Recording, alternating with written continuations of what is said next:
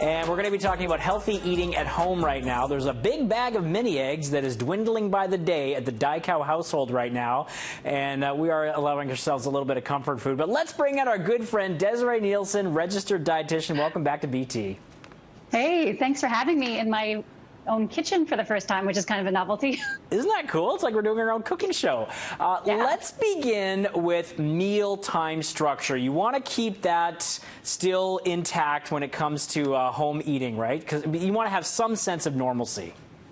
You know, it's true. Like, we're in my kitchen right now, but I'm in a tiny bungalow. You are never more than 15 seconds away from the fridge in this house. Right. And so it's really easy just to find yourself wandering there because you get bored or you want to stretch your legs from your desk. And so you end up in the kitchen. So I do recommend that just a light structure. I mean, if you're hungry, go to the kitchen, get a snack. But to have a light structure that you have, you know, meal times, you have breakfast at 7, you have lunch at 12:30, to give you sort of that structure so that you don't always feel like, oh, I could just wander into the kitchen. It will help avoid the all-day grazing. Okay, when it comes to the meal portions, less is more as well. Yeah, and I think one of the things, like, unless you're one of those people who is like working out so much more during quarantine, the less we move, and as someone who works from home, even working in an office, you probably get more movement than you do when you're sitting in your home working. So you're probably not expending as much energy. So this is a really interesting time to sort of experiment with portions. Maybe serve yourself more fruits and vegetables and less rice or pasta than you normally would. You want to be comfortably full, but the kitchen is only 15 seconds away. So if you're hungry in a couple of hours, you can always go back for more. Okay, and there is a privilege. I mean, we're allowed to be a little compassionate these days, allowing for some comfort food. And when, you know, it's still okay to snack a little bit. Like, I think of have an apple or maybe have some popcorn that isn't drowning in too much salt or butter. So what can you tell us about maybe allowing a little bit of room for comfort food? Yeah, and I've been seeing this particularly a lot on Instagram. There's a lot of conversations about quarantine weight gain. And, you know, I really feel as a dietitian that now is not the time to have any sort of rigidity. Like, a little bit of light structure around mealtime's fine.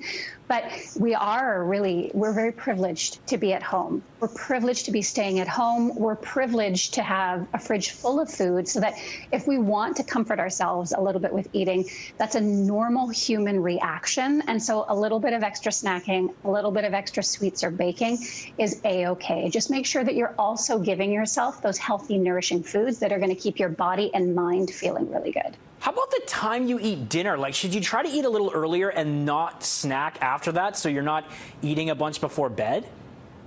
Yeah, so, you know, it's interesting because a lot of people are also having issues with their sleep. Yeah. But in my practice, I find that, you know, it's really common. Many of us will feel very motivated to eat well or healthfully during the day, but it is in the evenings that we tend to start grazing a little bit more, maybe choosing that's when we're eating the chips, that's when we're eating the sweets. If you're feeling like your eating habits are becoming a little bit untethered from routine, it would be an interesting experiment. So to have yourself like go 12 hours overnight without snacking or eating, to give your body a little bit of a break. So perhaps you set 6 p.m. as a dinner time. If you're home anyways, have no commute, why not? Try an early dinner and make sure that you eat enough. And I think this is the thing.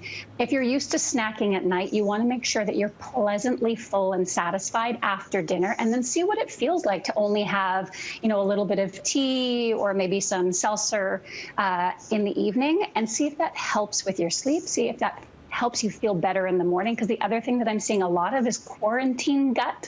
When we're moving less, eating different foods, our digestion isn't quite as tickety-boo as it normally is. And actually going that 12 hours without eating overnight can help your digestion re-regulate itself by morning. Okay, and another great tip you have too is making some big batch soaks of things like grains and beans. You know, I was well prepared for quarantine life because beans and grains are my life. But I know when people are not used to cooking with, you know, chickpeas, or, you know, like I have massive jars of dried beans in my house, but these take a lot of time to cook. So if you don't have these staples at the ready and it's 6 p.m. and you're starving and you're maybe not feeling up to cooking, it would be really easy just to grab takeout. So what I recommend is that you prepare all of your long cook staples, not when you're hungry. So while you're doing the dishes at night or while you're watching Netflix, cook up big batches of brown rice or beans or anything else you have on hand. And then they actually freeze. So I pulled this right out of my freezer. I do huge batches and then freeze all of my beans or long cooked grains. That way, when you're hungry, it takes, 5 minutes to reheat them, and it's a much quicker meal and way faster than takeout. And do it in a slow cooker or something similar? If you have, a slow cooker, a pressure cooker, an Instant Pot, now is the time to use it. It makes things so much simpler, but I don't, so I just long soak my beans overnight. I'll put them on at 7 p.m., soak them, and then the next evening while I'm doing the dishes, I boil them off. And you've got great pantry recipe ideas on your website, DesireeRD.com, correct? Yes, and particularly how to make all of these things taste really good too, so you're not just eating the same bland chickpeas day after day. Okay, awesome. Great to catch up with you, Desiree. Thanks so much. We'll get this online for all of our viewers. Thank you. All right, you take care and happy, healthy eating. That's Desiree Nielsen, registered dietitian and great friend of BT. Stick around. We'll be back with more.